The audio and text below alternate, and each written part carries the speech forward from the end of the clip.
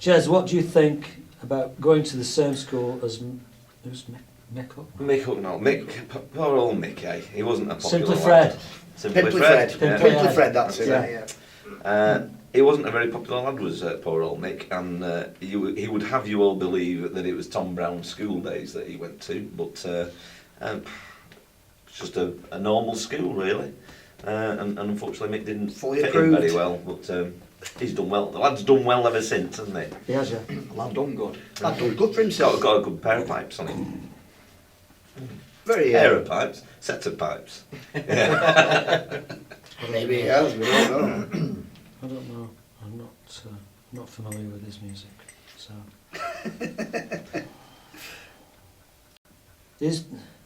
Careful. Is John a hard taskmaster, or is he very laid back when recording mode at Crimea? I'd just like to take this opportunity to say I think John is a warm and wonderful human being. And he means that most sincerely. Hey, you're quite funky these days, John, I think. Hey, you're quite laid back, quite chill. Absolutely. I am, yeah. I'm the chill kid, mate. Yeah, you're on form at weekend. Shut it. Like that. No more. Stunk. No more. I don't know. This says to develop Alan's final question about John as a hard taskmaster. Does John bring any of his school teachers' traits into the recording studio? Oh. I write this as an ex. Can you be quiet while I'm doing this? Yes. So it's Yes, that would be a yes. Just wait.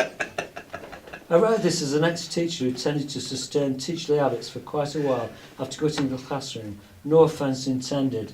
I didn't ask you to speak, Fletcher. No Sorry, phones sir. in here. Sorry, sir. Put your phone away. Sorry. Or it will be Sorry, sir. confiscated and you'll get it back Right, at the sir. end of the week. Sorry, where Sorry. were we? Well, there was the time when you made him write I must not be a dick 100 times. And the honest. Oh, yeah, I remember that actually. The only word spelt right was dick, wasn't it? Yeah. You can answer that now. No, I don't think he does. I don't think John brings any of his shit. It's probably the other way around. I think Yeah. he brings real life into the school classroom. Very much so, yeah. Have you a favourite BGH track that you've not yet played live? Well, I have. Aforementioned that Children of the Disappeared. Yes. And from Woolly's catalogue.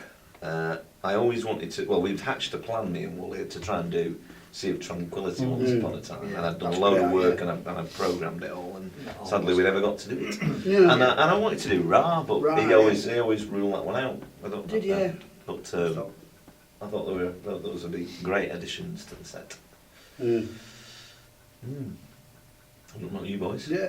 Well, I I had to do this thing about 1970. I think it was 1972, and for that Malcolm Down, isn't it? Oh yeah, And I'll tell you, there was a very funny something. And when I've not played the album since we did it, and I played the album, and this track of Woolies, and it brought back a really amazing. You'll like it. Yeah. I'm not telling you on here, but it's very, very funny. And I hadn't realised that this track was on this album and what had transpired when it was done, you know. But it's really typical Woolly. Anyway, so where were we? Tracks that we were. Yeah, favourite Have you got any tracks. then? No, well, I'd like Death of a City, but we did We've got that do now. that, didn't we? It did come to. I like that sort of period of, the death of a city. And Yeah. it's a nice little We had a period. sound with Sideshow once upon a time, didn't we? Yeah, we did, didn't we? Because we'll get on to that question a bit more. Right. Yeah. Do any of you have a hat which you care to donate to Vince upon the release of the new album? Wow. Hat size 6 and 7/8. I'm sure that we I'm could sure we arrange can muster one up. In fact, we've got one that'll light up as he's scoffing it. Indeed, yeah. Does it? Yeah. It'll illuminate the roof of his Battery mouth. as well. So now there's some questions from Vince. Oh, right, okay. All right, Vince. You've nailed the songs, but there is still room for improvement in the visual department. So which of you will be sporting a pair of leather trousers, caftan, orange suit in the forthcoming shows? No, I don't think we need any visual effects really. We're pretty, we're just pretty kinda normal be guys. We're ourselves on not stage, starry aren't at all, are we? No. We don't Not really. No big time Charlies in No, this band, apart from John, really. I don't think there's anything we really need to improve. You know, you can't improve on perfection, can you, Jeremy? We're not talking about Leslie's band now. Yeah. Oh, I haven't seen that one. Right. Jez, you were a fan. Did you ever see the original band live? No, I didn't actually. I don't really know why. I think it might have been down to that amongst my mates. I don't think there were. I like Barclay James House, but there weren't many others that subscribed to my point of view. So as we tended to go as a few of us, and never dragged them down. So unfortunately not. You did, didn't you? Yes, I saw it at the Polo. Oh, I'm asking you. Sorry, sir. I'll lead in that too. Yeah. That to him. Oh yeah, I refer Yeah, the sorry. honourable member to the previous question. Yeah. Jez, you're a banker. What was your part in the banking crisis that has brought the economy to It's a fair cop, Governor. I done it all. Yeah, fish up to that Met Brinks as well while you're at it. Have any of you, during the making of this album, had the balls, I think it's meant to be, to stand up to John and say, John, that just won't do, you can do better? No. No. Absolutely not. Excellent. Moving on, victims of Deep water. circumstances. Move on. Victims of circumstances, loved by some fans, loathed by others. Where do you stand on this most important of questions? Let's see that. I ran a band that John was managing at the time then, so we came down to see you at Wembley on that tour. So I liked it, mate, because it's a good period in my life. But it does split the fans. It does. And I can see why. Love the cover. Like some of the songs, but not one of my favourite albums, it's fair to say. It's a great album. That's the album that was recorded at Visload, wasn't it? Mm. And I remember being persuaded by David Walker not to quit the band.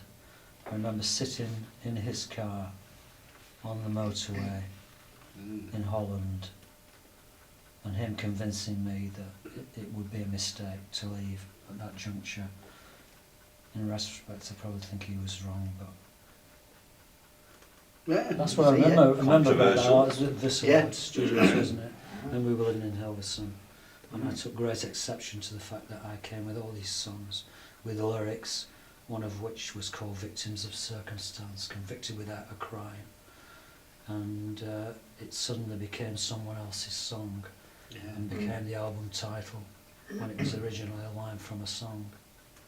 And I got a bit worked up about that, really. Seriously pissed off. On that one, or? It's happened a few Sounds times, sure. but that was really black and white. Yeah. JLBGH are very much a northern band. Hand up those of you who have kept ferrets.